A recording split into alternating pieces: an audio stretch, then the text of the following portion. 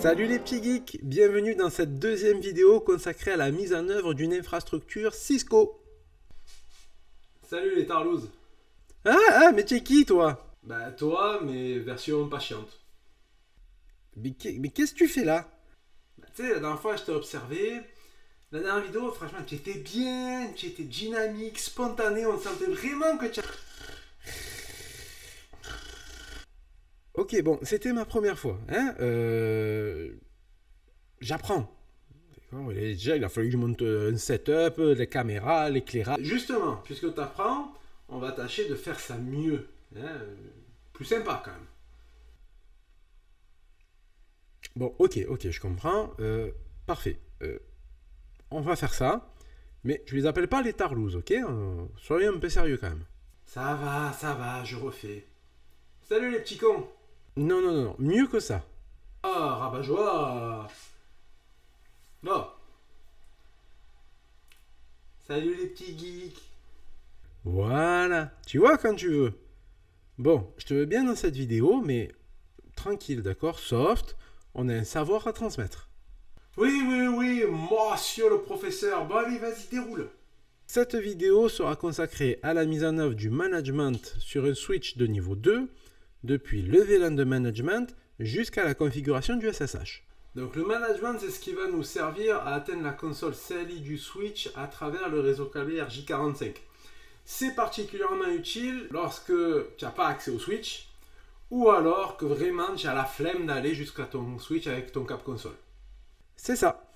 Mais pour pouvoir faire les choses dans les bonnes et dues formes, il va falloir faire un peu de paramétrage pour s'assurer que personne d'autre que les administrateurs du réseau puissent avoir accès à la console à distance. Ouais, parce que si tu laisses Marie-Louise de la compta faire ce que lui a dit son petit-neveu de 12 ans qui est abonné à Hacking Magazine, ou alors si tu laisses Jean-Kévin tripatouiller un petit peu tes paramètres, t'es sûr que dans une semaine, ils vont t'appeler en mode « On n'a rien touché, mais ça marche plus ».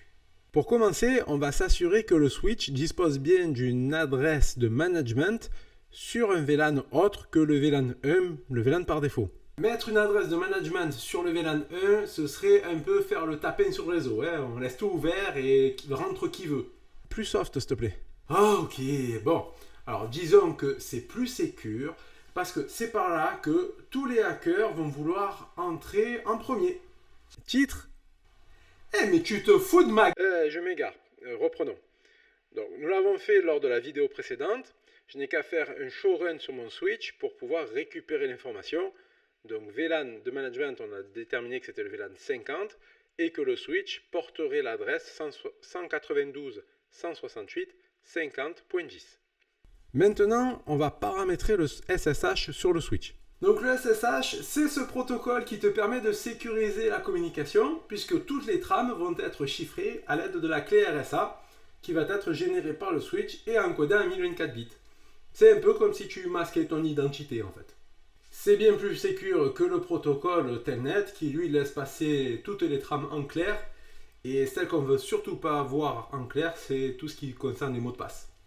Pour pouvoir paramétrer le SSH, nous allons devoir activer le service Password Encryption, activer le mot de passe du compte Enable, déclarer un nom de domaine, créer le compte utilisateur que nous allons utiliser pour nous connecter à distance, générer une clé RSA et enfin déclarer le SSH dans le mode de connexion à la console. On va commencer par activer le service Password Encryption. C'est ce service qui nous permet de stocker les mots de passe des comptes utilisateurs dans les fichiers de configuration startup config, running config, et ceci de manière encryptée. La commande à taper est service password-encryption. Alors attention, cette commande est valable pour Packet Tracer pour activer l'encryption 5 et 7, mais qui sont deux encryptions qui sont aujourd'hui soit fortement déconseillées, soit pas recommandées. En description, on vous met le lien vers le rapport de la NSA qui date de février de cette année, qui recommande l'utilisation des mots de passe en encryption 8, qui est hautement sécurisé mais pas disponible sur Packet Tracer. Maintenant, activons le mot de passe du compte Enable. La commande à taper, toute simple, Enable secret, le mot de passe. Choisissez un mot de passe un petit peu sécurisé. Nous, on va mettre pour le laboratoire juste un mot de passe simple Cisco. La commande Enable Secret me permet de stocker le mot de passe d'un compte utilisateur avec le chiffrage MD5. Désormais, à chaque fois que je voudrais passer en mode administrateur, que ce soit à distance comme en console locale, je devrais taper le mot de passe Cisco. Alors, puisqu'on parle sécurité, oubliez ce mot de passe de noob. Utilisez majuscules, minuscules, chiffres, caractères non alphanumériques. Minimum 8 caractères, au moins vous êtes sûr d'être à peu près tranquille. La déclaration de domaine se fait par la commande IP domain name. Alors, si vous êtes dans un réseau d'entreprise avec un domaine local, vous indiquerez le nom de ce domaine local. Sinon, vous pouvez indiquer le nom de domaine de votre choix. Dans notre exemple, j'indiquerai juste labcisco.local. La création du compte utilisateur se fait avec la commande username, le nom d'utilisateur, secret et son password. Ce sont ces identifiants que nous utiliserons pour nous connecter à distance au switch. Alors n'oublie pas de dire que quand tu crées un utilisateur, tu peux aussi lui donner des privilèges. Commande username, ton nom d'utilisateur, level de 0 à 15 et le mot de passe. J'ai donc 16 niveaux de privilèges, de 0 à 15, et Cisco en utilise 3. Le 0, tu te grattes, tu fais quasiment rien. Le 1, ça te permet, si tu veux, d'appeler le mode administrateur. Et level 15, tu rentres, tu es direct en mode administrateur, lecture-écriture, tu es le dieu du switch. Ce sera à toi de déterminer, en fonction de tes utilisateurs, le niveau de privilège que tu lui donnes. Dans notre exemple, je vais créer le compte Cisco SSH avec le level 1 par défaut et un mot de passe simple, également Cisco en minuscule.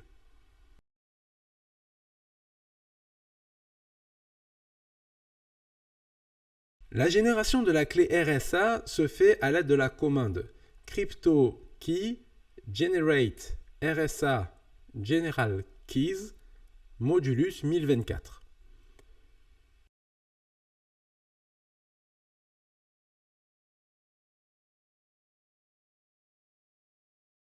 Vous vous en doutez, le 1024 à la fin indique le nombre de bits avec laquelle la clé va être encryptée. Pour information, cette génération de clés ne peut se faire que si vous avez modifié le nom du switch par défaut, donc qui est switch, chose que nous avons fait lors de la précédente vidéo avec la commande hostname. Il faut également déclarer la version de SSH qui va être utilisée. Lorsque la clé est générée, c'est la version 1.99 qui s'active. Nous, on va activer la version 2. Donc pour cela, on va taper la commande IP SSH version 2.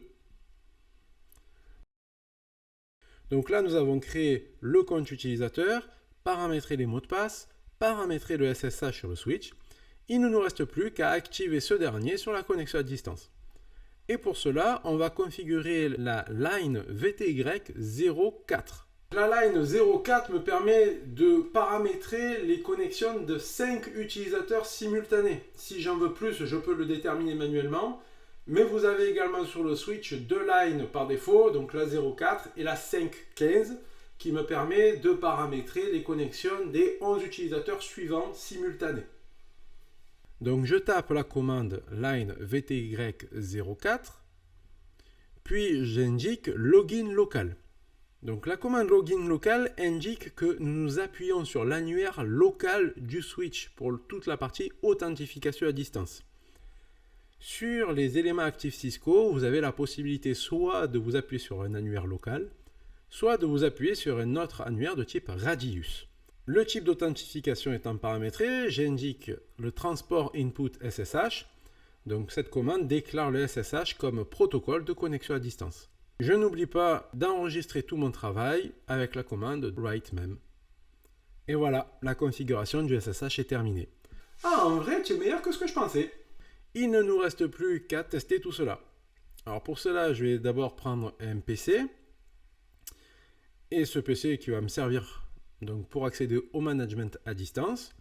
Je vais le mettre sur le même plan d'adressage que mon management, donc sur le VLAN 50, donc en 192, 168, 50, point quelque chose.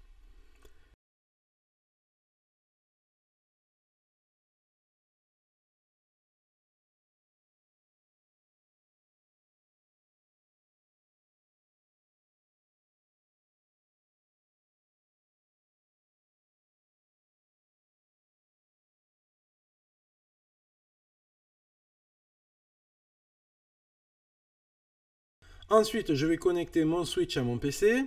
Donc je vais utiliser l'interface 0.24 et je vais paramétrer cette interface.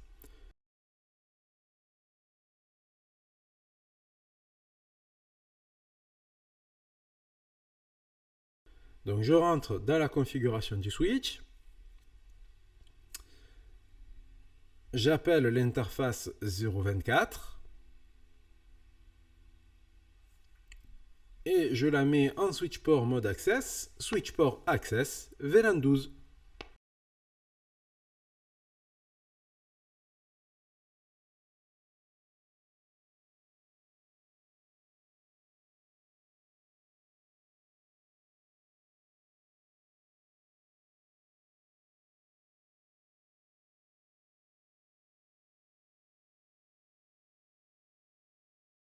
Il ne nous reste plus qu'à tester la connexion SSH. Donc dans le PC, à l'onglet Desktop, je vais chercher l'icône Telnet SSH. Je rentre l'adresse IP de mon switch ainsi que le login de l'utilisateur que j'ai créé, Cisco SSH, et je clique sur connexion.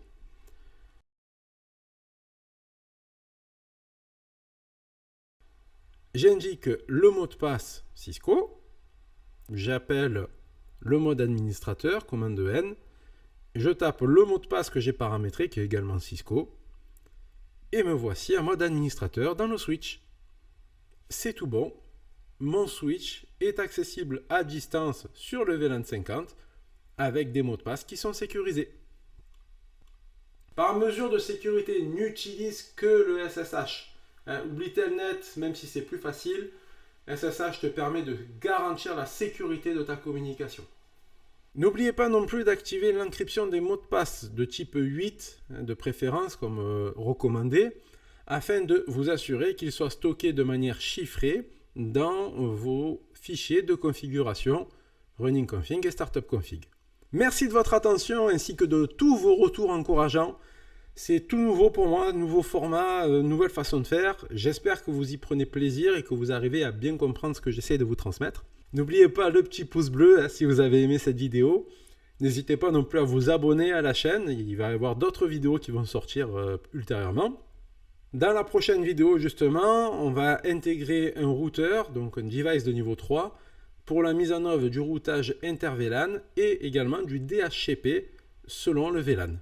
Et oh, moi je suis là si tu as besoin. Oui, t'inquiète pas, je vais t'appeler. On va faire ça bien, t'inquiète. Restez connectés. À plus.